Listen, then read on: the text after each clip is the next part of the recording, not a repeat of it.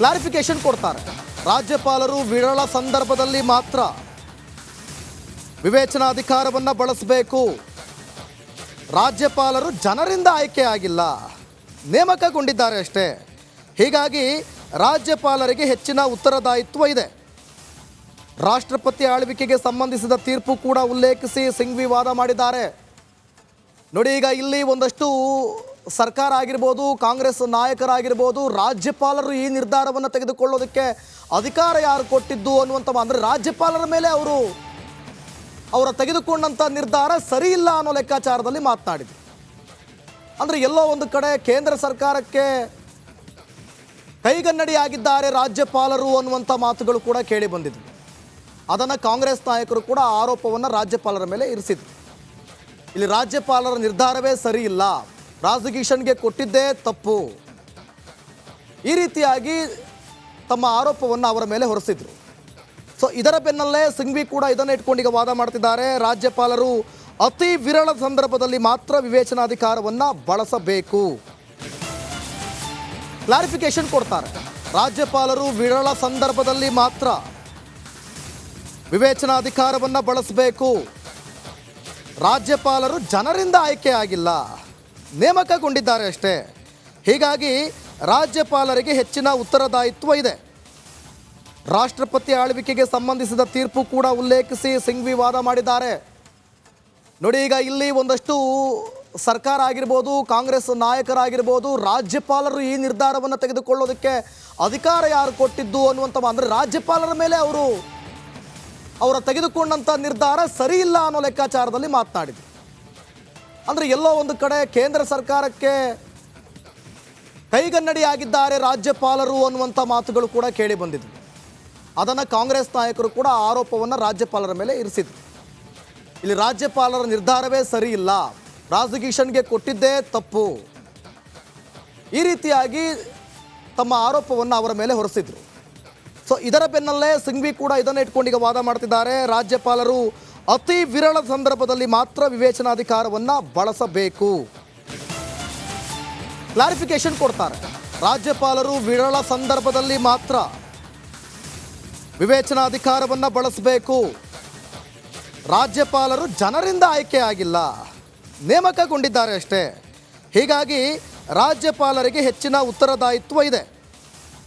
ರಾಷ್ಟ್ರಪತಿ ಆಳ್ವಿಕೆಗೆ ಸಂಬಂಧಿಸಿದ ತೀರ್ಪು ಕೂಡ ಉಲ್ಲೇಖಿಸಿ ಸಿಂಘ್ವಿ ವಾದ ಮಾಡಿದ್ದಾರೆ.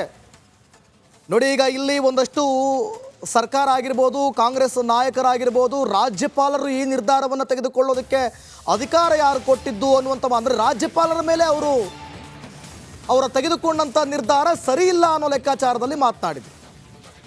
ಅಂದರೆ ಎಲ್ಲೋ ಒಂದು ಕಡೆ ಕೇಂದ್ರ ಸರ್ಕಾರಕ್ಕೆ ಕೈಗನ್ನಡಿಯಾಗಿದ್ದಾರೆ ರಾಜ್ಯಪಾಲರು ಅನ್ನುವಂಥ ಮಾತುಗಳು ಕೂಡ ಕೇಳಿ ಬಂದಿದ್ವು.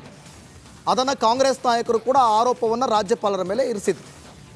ಇಲ್ಲಿ ರಾಜ್ಯಪಾಲರ ನಿರ್ಧಾರವೇ ಸರಿ ಇಲ್ಲ, ಪ್ರಾಸಿಕ್ಯೂಷನ್ಗೆ ಕೊಟ್ಟಿದ್ದೇ ತಪ್ಪು, ಈ ರೀತಿಯಾಗಿ ತಮ್ಮ ಆರೋಪವನ್ನು ಅವರ ಮೇಲೆ ಹೊರಿಸಿದ್ರು. ಸೊ ಇದರ ಬೆನ್ನಲ್ಲೇ ಸಿಂಘ್ವಿ ಕೂಡ ಇದನ್ನು ಇಟ್ಕೊಂಡು ಈಗ ವಾದ ಮಾಡ್ತಿದ್ದಾರೆ. ರಾಜ್ಯಪಾಲರು ಅತಿ ವಿರಳ ಸಂದರ್ಭದಲ್ಲಿ ಮಾತ್ರ ವಿವೇಚನಾಧಿಕಾರವನ್ನು ಬಳಸಬೇಕು. ಕ್ಲಾರಿಫಿಕೇಶನ್ ಕೊಡ್ತಾರೆ. ರಾಜ್ಯಪಾಲರು ವಿರಳ ಸಂದರ್ಭದಲ್ಲಿ ಮಾತ್ರ ವಿವೇಚನಾಧಿಕಾರವನ್ನು ಬಳಸಬೇಕು. ರಾಜ್ಯಪಾಲರು ಜನರಿಂದ ಆಯ್ಕೆ ಆಗಿಲ್ಲ, ನೇಮಕಗೊಂಡಿದ್ದಾರೆ ಅಷ್ಟೇ. ಹೀಗಾಗಿ ರಾಜ್ಯಪಾಲರಿಗೆ ಹೆಚ್ಚಿನ ಉತ್ತರದಾಯಿತ್ವ ಇದೆ. ರಾಷ್ಟ್ರಪತಿ ಆಳ್ವಿಕೆಗೆ ಸಂಬಂಧಿಸಿದ ತೀರ್ಪು ಕೂಡ ಉಲ್ಲೇಖಿಸಿ ಸಿಂಘ್ವಿ ವಾದ ಮಾಡಿದ್ದಾರೆ.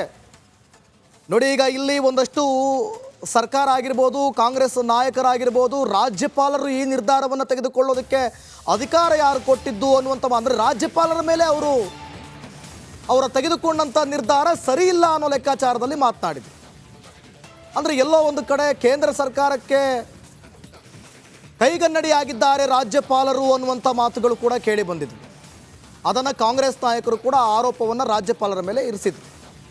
ಇಲ್ಲಿ ರಾಜ್ಯಪಾಲರ ನಿರ್ಧಾರವೇ ಸರಿ ಇಲ್ಲ, ಪ್ರಾಸಿಕ್ಯೂಷನ್ಗೆ ಕೊಟ್ಟಿದ್ದೇ ತಪ್ಪು, ಈ ರೀತಿಯಾಗಿ ತಮ್ಮ ಆರೋಪವನ್ನು ಅವರ ಮೇಲೆ ಹೊರಿಸಿದ್ರು.